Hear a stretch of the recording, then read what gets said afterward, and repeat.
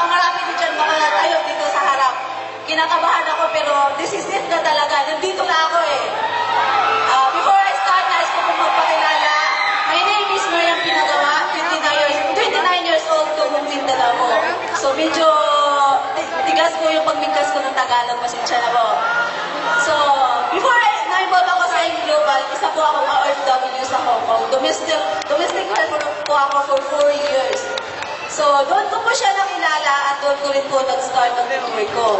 Unang-una, mahirap kasi bilang isang OFW, 16 hours kaming nakatayo, 16 hours kaming nagtatrabaho. Sa mga OFW, I'm sure nakakarinig kayo. Minsan pa nga, may bantay pa kami. Ang pinakamahirap doon, sa isang linggo, isang beses lang kami papa-off. Minsan pa nga, wala eh. Kaya ang hirap talagang gawin ang business. Kasi ang business natin is mag-recruit. So sabi ng upline ko, Mer, alam ko makakaya natin to. So, thank you sa lahat ng nagturo sa amin kung paano gawin ang business through online. Doon ko ginawa yung business, doon namin nag-start, doon lumaki ang grupo ko. After 10 months po na ginawa ko yung AIM Global part-time, nakapag-for-good po ako dito sa Pilipinas. So after 10 months po, 3 months after, nakapag-invest po ako ng sarili kong townhouse. Dito po sa Akainta. Then sabay po noon, nakakapagawa po ako ng bahay namin sa probinsya. Yung matatawag na bahay, hindi ko po. Kasi alam niyo naman po yung mga bahay sa probinsya. Sabi nga ng mama ko, Nak, I love you. Ganun pala yun. Kasi sa buong place natin, tayo lang ang may pinakamagandang bahay. Dahil po yan sa AIM Global. Grabe guys. Ang pinakamasarap doon, kasi since international yung network namin, yung mga domestic helper po din, OFW na nasa sa ibang bansa, pinapadala sa amin yung pamilya nila. Nagtitiwala sila sa akin. Minsan nga, nag-pipayin ako, minsan humahawak ko ng pera, 200,000, 300,000, nakakatakot. Kasi wala pa po akong sasakit ng time na yun.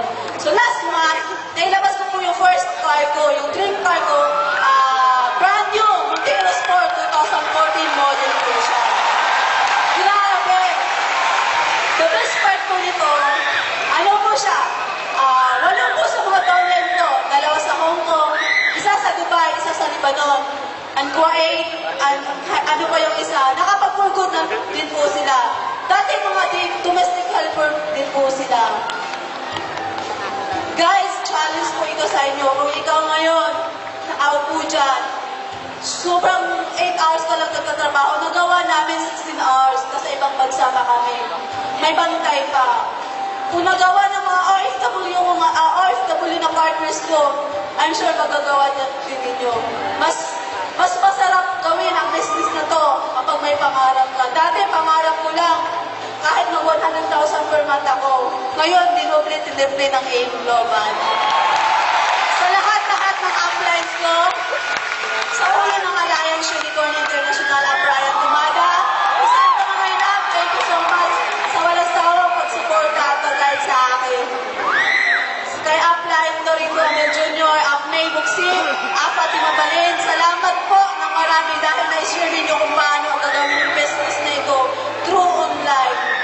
Sa direct upline ko, Maylin Dasilaw, thumbs up dahil pinakilala mo sa akin. Kung hindi mo pinakilala sa akin, I'm sure wala ko dito sa harap ko ngayon. To the board of directors, Sir Adok Ed, thank you so much. Sir John, Sir Francis, salamat. Dahil kung wala ang AIM Global, hindi mababago. 260 degrees yung buhay ng pamilya ko. Sa lahat ng partners ko, maraming salamat. Good morning!